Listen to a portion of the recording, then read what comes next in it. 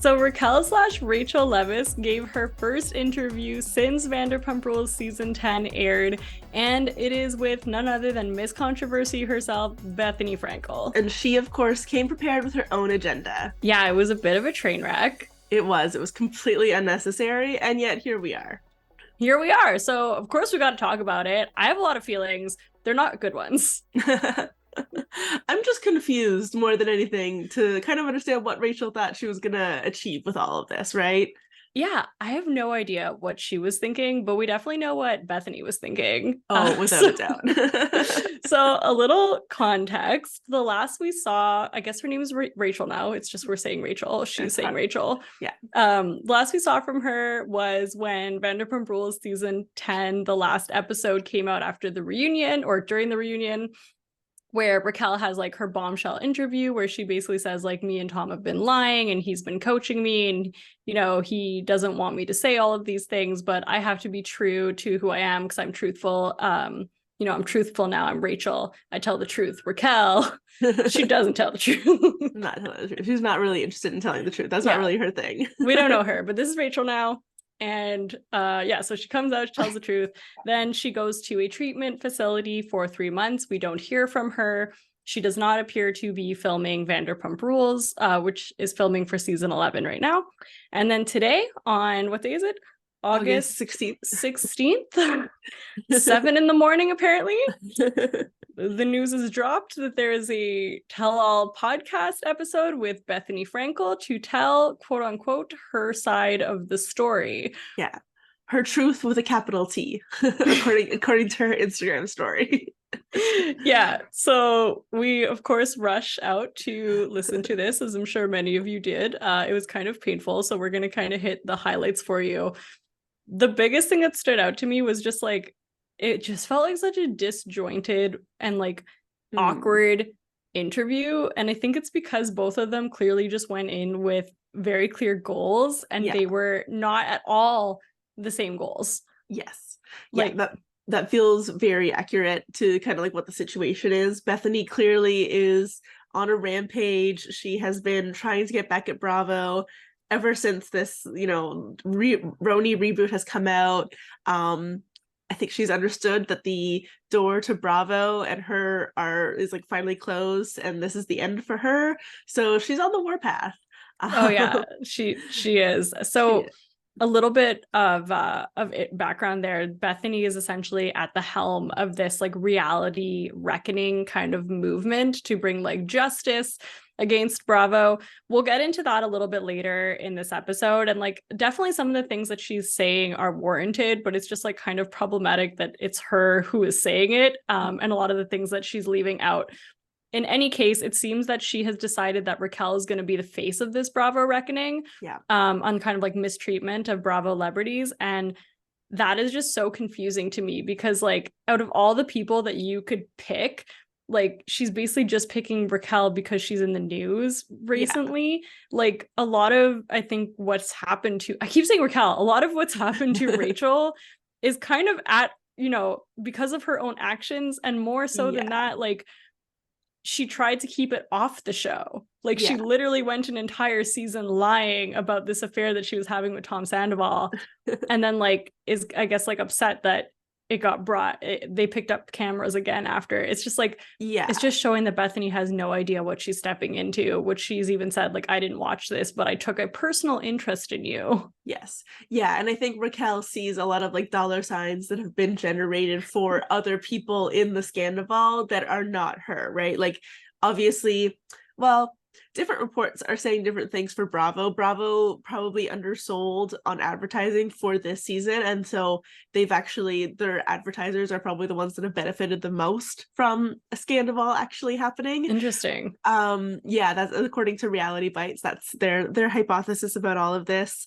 Ariana is obviously a big person that has, really come out of the gate, like swinging with all of the endorsements that she's been able to get because of this.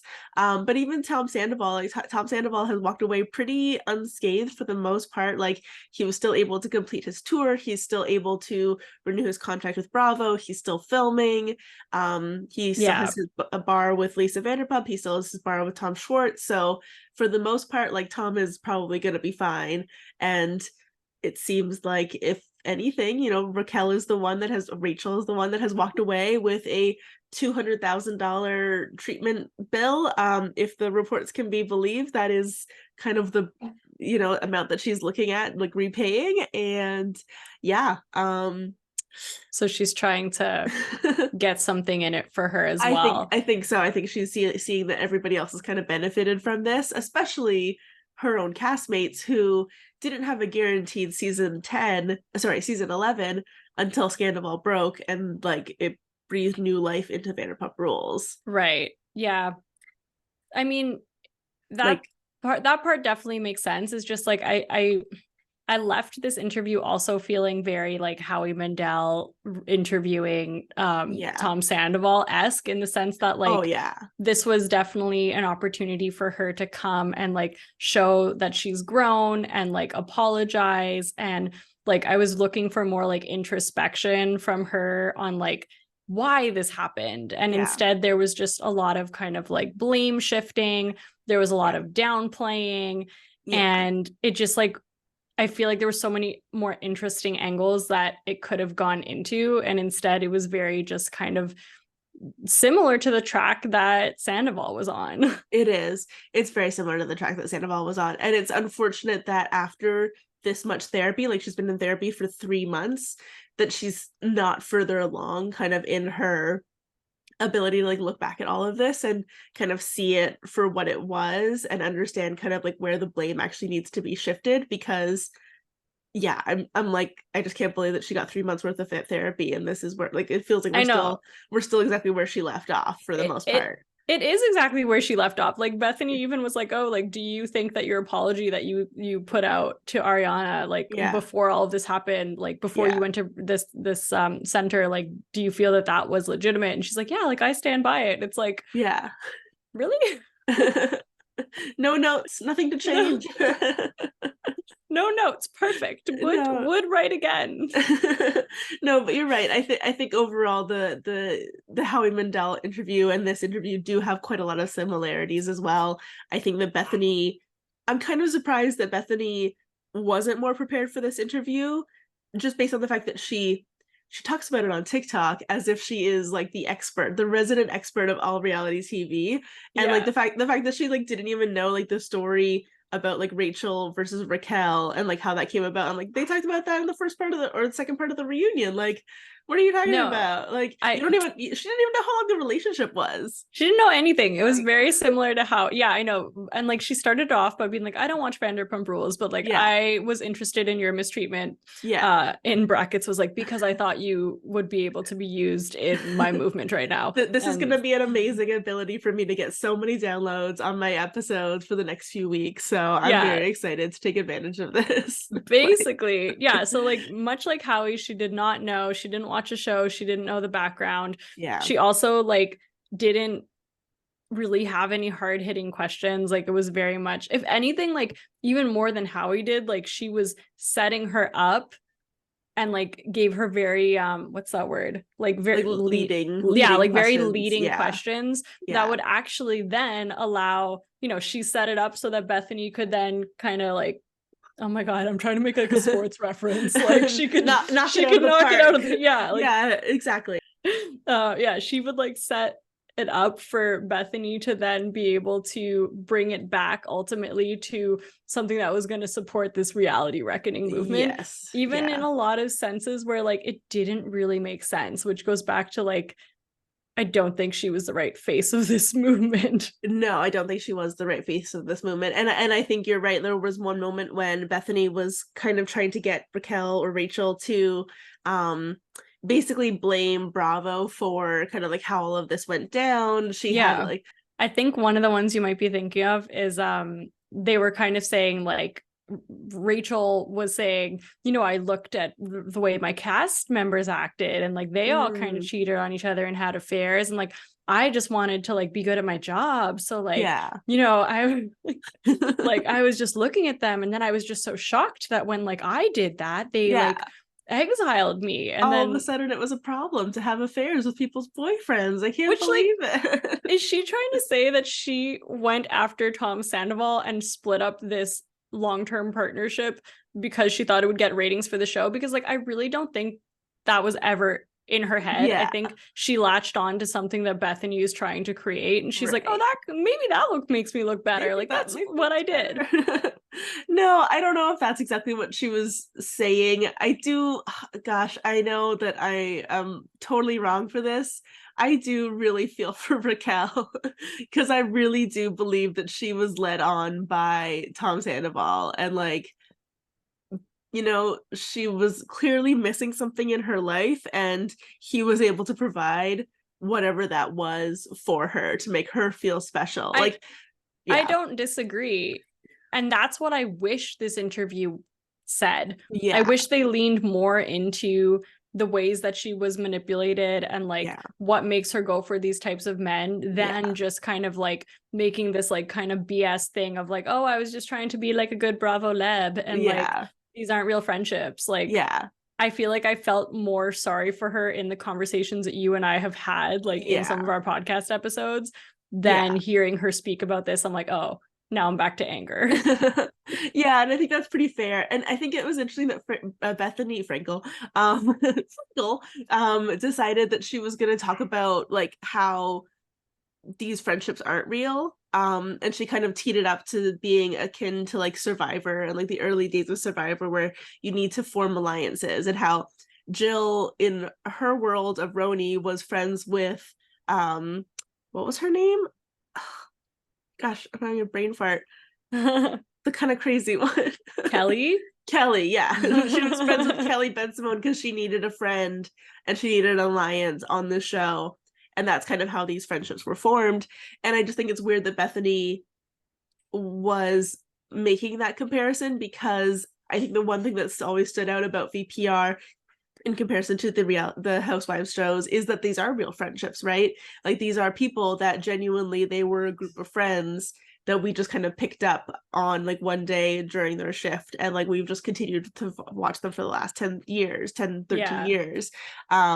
And the Housewives is quite different because it isn't like that. And maybe Bethenny would know that if she watched a single episode, right? Like, maybe she would know that these are not exactly the same because she's never seen VPR. Apparently, she's seen some clips on TikTok, and that's about it. I know, that's exactly it. And like, they were like, Bethenny's like, oh yeah, it's real as real as an unreal circumstance as being produced can be, right? And it's like, no, it's literally real. Like, they kept this stuff off camera. They literally did their best to not put it on camera. This was not set up by production. This was not edited. Like, that doesn't work. It does work in some other scenarios. So like, I see what you're trying to do, Bethenny. Totally. But you just didn't do your homework, and you totally missed the mark. And like, Raquel's just leaning into it because she thinks that that's going to make her look better. That's just it. And like, Raquel just seems to kind of like glob on to like whoever is around her in the moment and like agree with whatever they're saying, right? So like, her doing an interview with Bethenny unfortunately probably wasn't the best thing, because Bethenny loves somebody who's just going to glob onto her and be her biggest fan and like, not have her own opinions. And especially for Raquel, it's like, Raquel wasn't cast. Like, she got into the show because she was dating James. And then like stayed on the show because she was friends with these people. Bethenny also set her up. But now apparently she wasn't friends with these people. Bethenny set her up super well to be like, well, me and Ariana weren't best friends. Right. She's went on multiple interviews saying that her and Ariana were best friends. But apparently they weren't, and they never had deep conversations. And she was actually closer with Tom. Which she probably was closer to Tom than she was to Ariana, but much closer, it seems. You would hope that somebody that you're having an intimate relationship with, you are closer than you're just average friends. It just felt so unnecessary to like, I felt like there was more Ariana bashing indirectly in this episode, like in this podcast. Like, to your point, like, why didn't we start looking at Sandoval in like, oh my god, like a harsher way, like, and how Raquel is bearing the brunt of so much of this, and he's still going on and doing all these things, and like, that does just show like she's not ready to break ties with him as much, I guess. But like, yeah, that whole like we weren't actually friends comment was like so ridiculous, like grasping at straws. It was very strange. And then it was interesting because then she supported it with showing her relationship to Sheena and how much closer she was with Sheena than she was with Ariana. But then even then she basically said that Sheena was the one that decided that Sheena was like a sister to Raquel and like a mother to Raquel. And it's just kind of interesting that she kind of sees it that way, right? Like that, like Sheena was the person that was like the actor in this friendship, and Raquel was just the one that was kind of like an innocent bystander in becoming somebody's little sister or their like daughter figure, right? Like it's a weird way to look at friendships.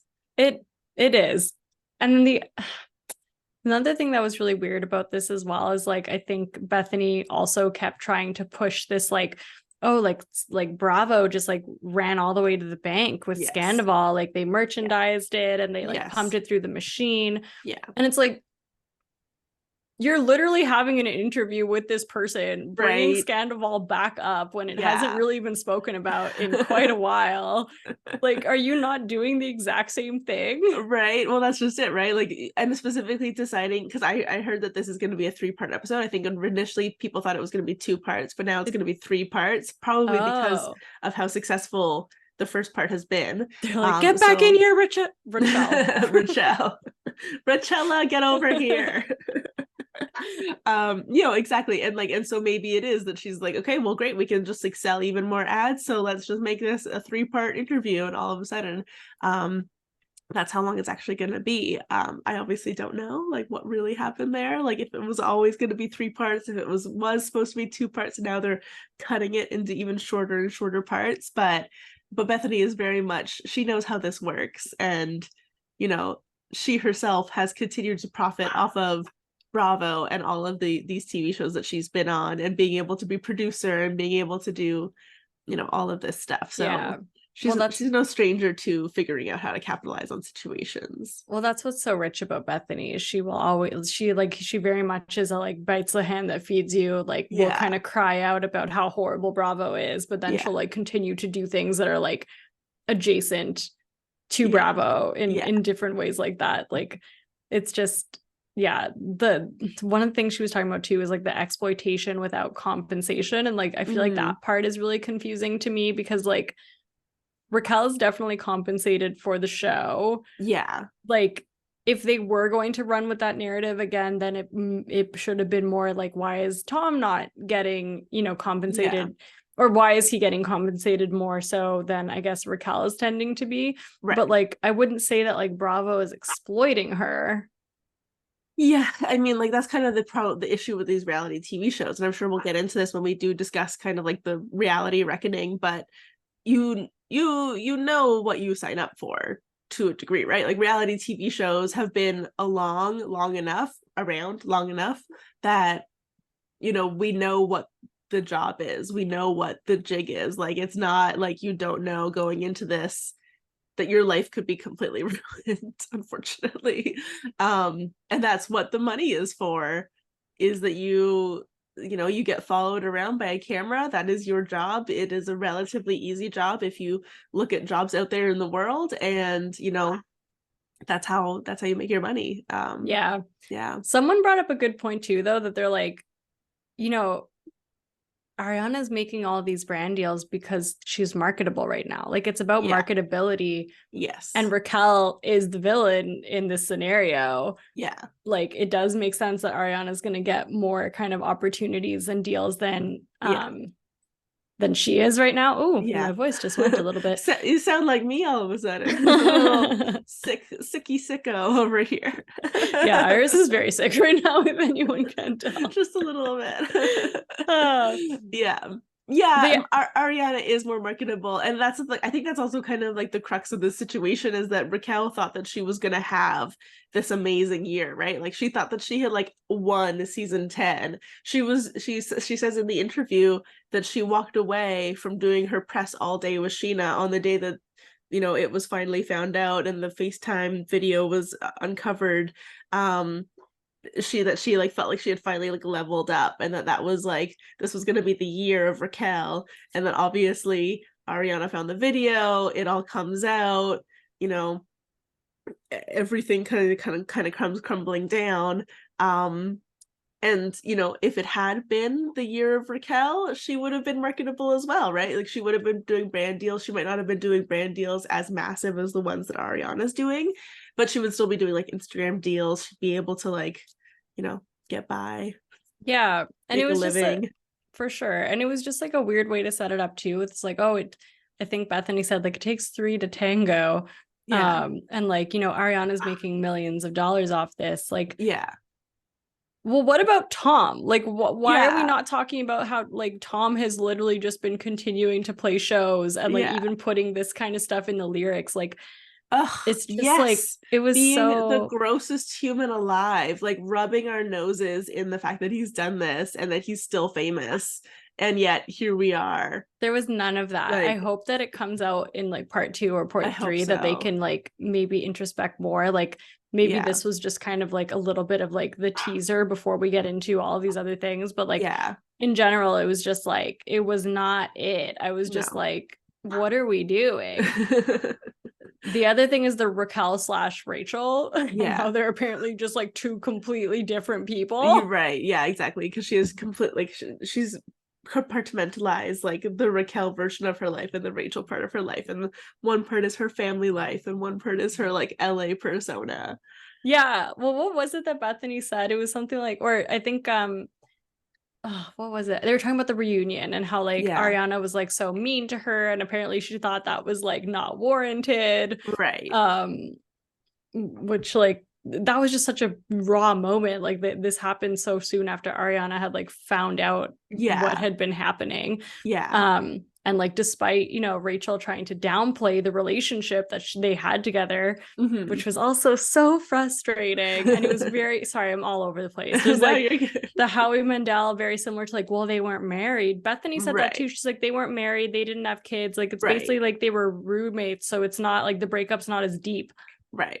Who are you to judge the depth of someone's breakup? Yeah. Like, well, and that's also why I'm kind of annoyed, and I feel like Raquel hasn't, or Rachel, I can't make the switch. Why I feel like she hasn't done that much therapy, because I think if she, or maybe not that she hasn't done enough therapy, but maybe she just hasn't done like enough like introspective like work or whatever, because she's still supporting this narrative that Tom Sandoval and Ariana Madix were a brand, right? Like that they were an image to the public to be able to get sponsorships, and that their relationship was for them to be on TV, which I think is very much something that he sold Rachel, like that idea so that like he could justify them having this affair and 100%. her not having to feel bad about that.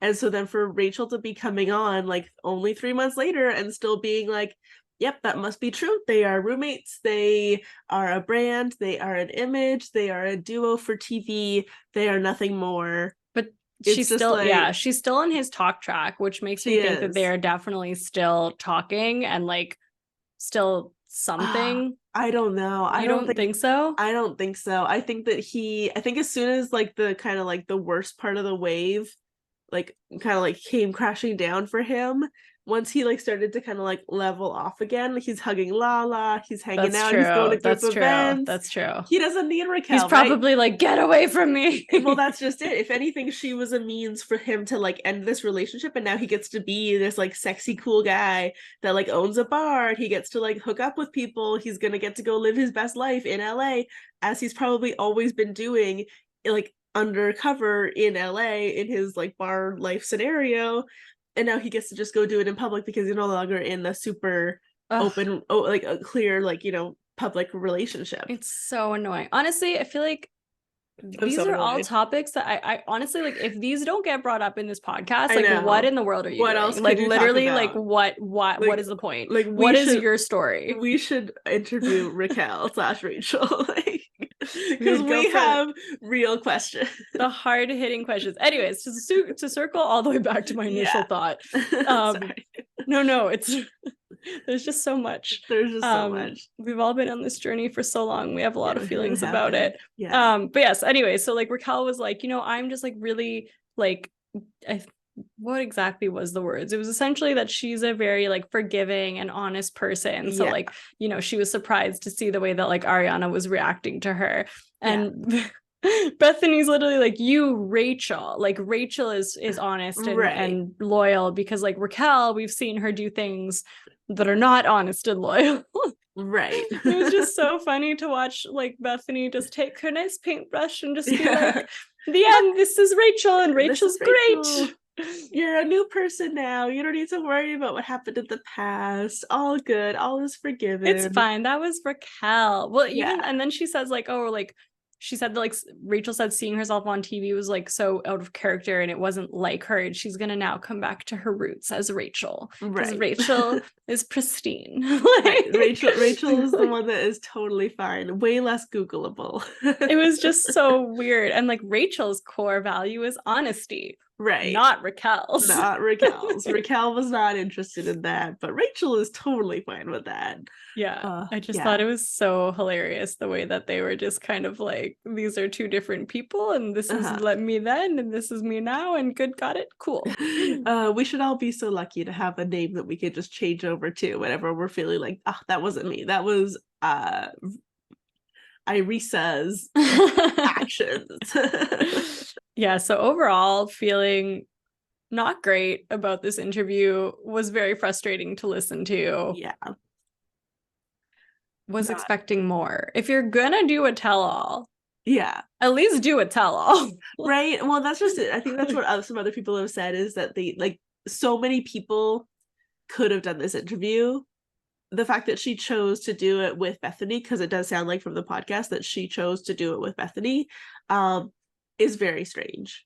And it really only kind of like supports the narrative if she does want to be part of Bethenny's like reckoning, reality TV reckoning group or whatever.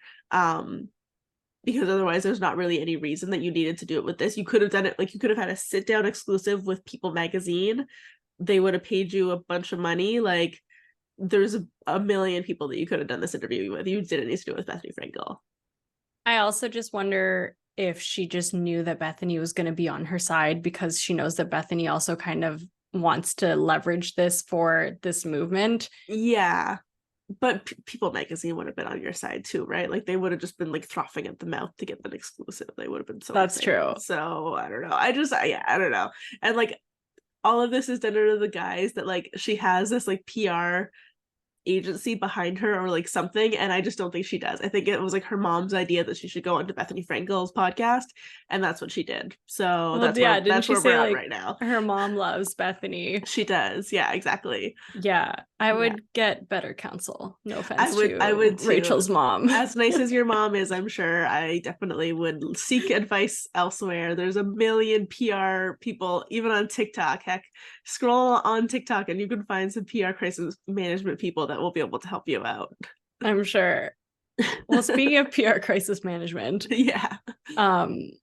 we've obviously talked very heavily about Bethenny in this interview, probably more so in this episode, probably more so than like Rachel, because it was just such an overbearing presence, and like it just spun the narrative in such like a specific direction. Totally. I guess we should talk a little bit about this reality reckoning. Let's do it. Totally. So for those of you that don't know, Rolling Stone came out with an article a few weeks ago which shared the legal filings that have been given to NBC, E, and Bravo by lawyers. They haven't actually said who their like official clients are that they're representing, but within these legal filings, it's reported that there are 6 allegations that have come out. So these include attempts to manufacture instability through food, sleep deprivation, and copious amounts of alcohol, which I think we can all understand where that might be coming from. Denying cast members mental health treatment, which I think, again, pretty obvious. Exploiting minors and not paying them, which is suspected to be related to Teresa and her children on Real Housewives of New Jersey.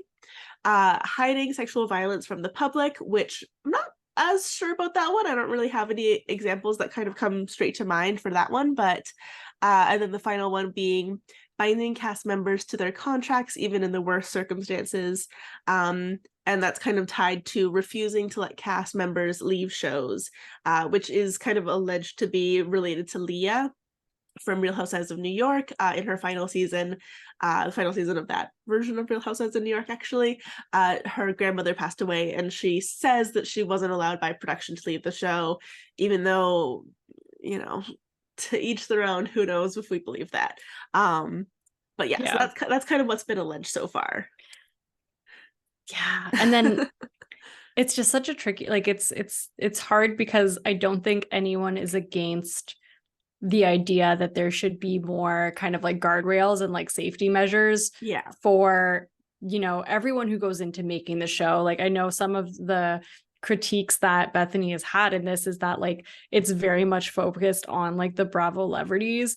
A lot of what she's saying in like her new terms that she's proposing are very much like financial for the already very wealthy Bravolebrities, of like they should be seeing residuals and they should be getting promotions more, and like they should have like a base salary, which again, like I don't think anything that's being said here is wrong. Like there definitely should be more guardrails and like everyone should be paid fairly, but she really doesn't incorporate in any of these like all the people behind the scenes on the show, all the production and the crew who go into making this for you, who go, you know, show up before the cast and leaves after them. Exactly. Where are they? You know, like she's very much speaking through the lens of, I guess, like herself. Well, and that's just it. And I think the thing is that reality TV shows, like, it sounds like filming a show can be quite unstable. There are some shows that, you know, film pretty consistently every year from a certain time to a certain time, but sometimes, like, if you think about Vanderpump Rules, in between season 9 and season 10, when we didn't really know like what was going to happen, if they were going to get picked back up, you know, there was a lot of instability there for the cast, so you can only imagine how much instability is in that world for people who are working in the production crews, who don't have a guaranteed salary, who don't know what their like 9 to 5 looks like, right? Like they don't have that kind of schedule, and they probably like do have to work like insane hours, and they have to probably work like multiple projects each year to be able to like make ends meet. And like, and like, are they included in this? Because like, again, like I think most people can agree that the things that she's fighting for makes sense, right? Like if these allegations are true, that's terrible. Like you should not have any of that in your workplace. And it's more just like the person who's at the helm of this is very sus. Like, you know, like you said at the beginning of this, like she's clearly on a rampage like against Bravo. Like she's not on the show anymore. She's been treated super well by this show. And like I actually don't think that it's doing this movement many favors that she is the person who's kind of like at the helm of it because she is so controversial. Then again, she got some powerful lawyers, so maybe there's pull that she has. That's true. Well, and that's just it, right? Like I think one of the biggest critiques that's come out of this is that she herself has been a producer on multiple shows, and that it just came out recently that she was attempting to pitch a show to Bravo like a couple of months ago, like right before all this came out. There's been like allegations on TikTok of people who were under contract from her for a reality TV show that I don't think even actually ended up panning out, and like the limitations that was set because they had signed that contract before, and then the show like completely got like demolished and didn't even happen.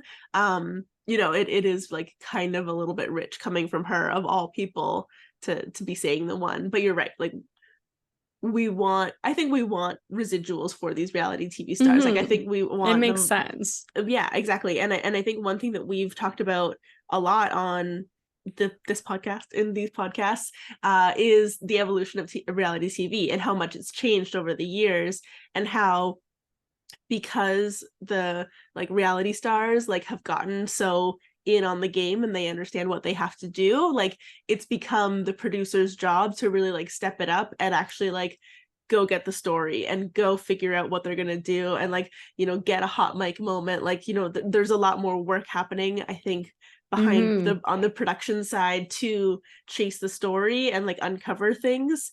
And so they probably do need to be kind of like compensated properly, because they are doing a lot more work than like just showing up and holding a camera. Like that's not just what's happening in reality TV anymore. Maybe once upon a time it was, but I don't think it's anymore. No, for sure. And it's just like, maybe she has said it and I've missed it, but I know a lot of people have been pretty frustrated where they're like, well, why are you only speaking up for these like incredibly wealthy like celebrities? Like Luann de Lesseps is gonna be fine.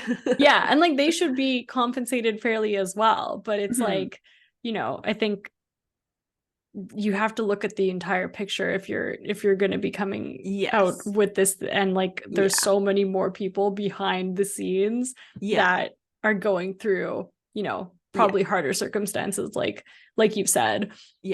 Well, and that's just it. I think this did come up in the Rachel interview that she did this week. She basically, I think the way that Bethenny sees it is that when going on reality TV can ruin your employmentability, as if that's a word. Like you know, you're maybe you're in your 60s, you have gone on this show, you drank copious amounts of alcohol, you look like a crazy person, you know. Are you thinking of anyone in particular? I'm thinking of any one person in particular, but you know, like it makes it harder for you to then go out and like let's say Kim Zolciak, okay, let's use her as an example. Kim like gave herself to Real Housewives of Atlanta. You know, she exposed the fact that she was having an affair with a married man. She showed like a very interesting side of her life. She then goes on to get her own spinoff. She is on that for many years. It, you know, ends up not really going anywhere. It gets ended. Her husband's like career as a football player ends, and she no longer has like a means to make an income because she was kind of on reality TV. And like, I guess if you were an employer and you like needed to hire somebody, you're gonna like Google this person that just sent in their resume, and you're kind of gonna be like, interesting qualifications that you have here, Miss Zolciak. It seems like you are a gambling addict, addicted to lottery tickets. I don't know if we're gonna hire you. So I think that's the perspective that Bethenny like sees this through, is that like you going on reality TV ruins your ability to get hired for other things because you have this like past or whatever. Right. And so she doesn't probably see it in the same way for the crew, who then can continue to be a crew in these productions forever. Allegedly. Right. But it doesn't mean I agree with it. It's really, that's how I think she's doing. It's a risk, right? Like you go on and it can catapult you into crazy success, or to your point, like if you don't want to continue with that, that is definitely a risk, but you have to balance that and weigh that. And like Raquel said it too at one point when she was talking about how like TV is edited, and you know, she's like all of her mistakes that she's made is going to be out there forever. You went on a reality TV show. Yeah, exactly. Unfortunately. And you had an affair during that time. Yeah, like, you like willingly became in a relationship with this person, and it unfortunately got exposed. And I do feel for her in certain ways about like how it got exposed, and the FaceTime recording of it all, and how that was 100% Tom Sandoval's fault, and he needs to be held to the fire for doing that. But yeah, you went on a reality TV show, and unfortunately, to a certain extent, you know the risks and you know the rewards, right? Like that's just it. Like it's this like the highs are the greatest highs, the lows are probably the greatest lows. Like it's your life becomes very unstable because of like the nature of this programming. And I can't imagine how difficult that must be to be in those lows too. Like for sure. I had another point. I am curious to see what other Bravolebrities are kind of signing on to this too. And like, is it all former cast or are there current cast? Because that's definitely like, you know, that's I think where you're going to definitely see the extent of it. It's going to impact their hireability and like probably standing with the show. So I see why maybe it's hard for people who are currently on it. But like, for example, the people that we see being really outspoken about this is like Lisa Rinna, who like was wants basically to, fired, and like now she's telling people not to go to BravoCon, and it's like BravoCon is also how like employing a ton of people and bringing a lot of business into Vegas, but Bethenny's telling people to stop filming, like that's impacting their livelihoods too. And then who was it that just came out? Sorry. Oh no, go ahead. Like was it Nene or Nene Leakes just did her interview with Carlos King. And she's basically like, Bethenny, you're saying this now that you're not on the show, and like don't incorporate. Okay, so maybe that wasn't Nene. Oh God, it's someone that I don't know anyway. It might have been Nene. Kenya also just did an interview with Carlos King, but I don't think it was her. It might have been Ken. Oh gosh, I don't know. Somebody from Atlanta. You could tell that I haven't seen this franchise. That's okay. Don't worry about it. You can't watch everything. It's impossible. But she incorporated someone else and like tagged her as if she's like in on it, and then they were basically like, it's kind of giving that like you're not on the show anymore, you're disgruntled. Right, exactly. Well, and it's interesting too, because so one thing that I often think about is in the early days of reality TV, one of my favorites was The Girls Next Door, with like Holly Madison and Bridget Marquardt and Kendra Wilkinson from like their Hugh Hefner's girlfriends. And they actually they have a reality show podcast now called Girls Next Level. They kind of like have gone back and they're like looking at their old episodes and stuff, and they talk so often about how they were always told frequently by the producers that like they were replaceable, right? Like they were three blonde women, and at any point, like they could have picked out one and just like put in a new one, which obviously ended up not being true, because as soon as all three of them left and like three new girls came in, that was the last season, and it didn't actually continue after that. So clearly that was not true.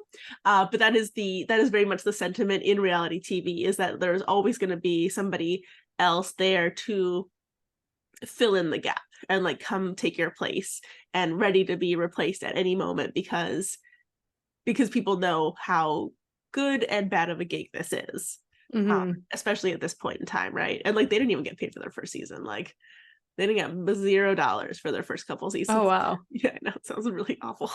But anyways, that's just my little tidbit. No, it's really interesting. And well, one thing that because of the way that Bethenny is like putting this onto her podcast as kind of like, she says like the Rachel Leviss like interview, and then in brackets it's like reality reckoning. It almost seems like she's setting it up to be a bit of a series. So I do wonder if she is going to be getting like additional reality TV people on the podcast to kind of like come on, tell their stories, like, take down Bravo together. Like this is the way to kind of get the hype going for this kind of like movement. So I will be curious, to your point, to see if it will be something that, other people who are unemployed, not on reality TVs at the moment, will kind of like come on. Like Jax Taylor 100% would have jumped on this like 6 months ago. Before he's now on 3 new shows. He definitely would have done this like within a heartpeat. Like Lisa Rinna is 100% going on that, and she's going to bring up Kathy Hilton again. That would be interesting.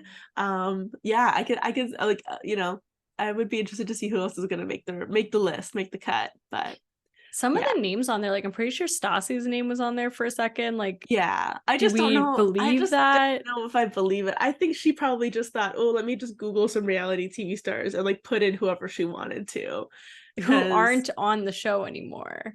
Well, Tom Sandoval was on the list. Oh. But even then, like, I think she just like put in, like, she just like tagged anybody that she could, right? Like she was like, yep, I'll put that on. I know this person's name. I know this person's name. Who else is popular? Hey, intern, who else is popular? Who else should I put on the list? Intern who makes more than $350,000. Allegedly. Oh man. I'm tired. This was tiring. Life is tiring. Still gonna watch a second one. Waiting for the second one. Let us know your thoughts. Let us know if you guys listened to it. Let us know how you felt about it, if you did, and if you're gonna boycott it, let us know that as well, because I'll be interested to I'm like a little curious to know, like, if people are just like, over it, if they're not going to listen to Bethenny Frankel anymore, or if we are going to still a little bit engage, unfortunately, because we just can't help but look away. Look at this car crash that's happening in front of us. True. Or you could just come and watch our recaps of it. There you go. We'll let you know what's up so you don't have to.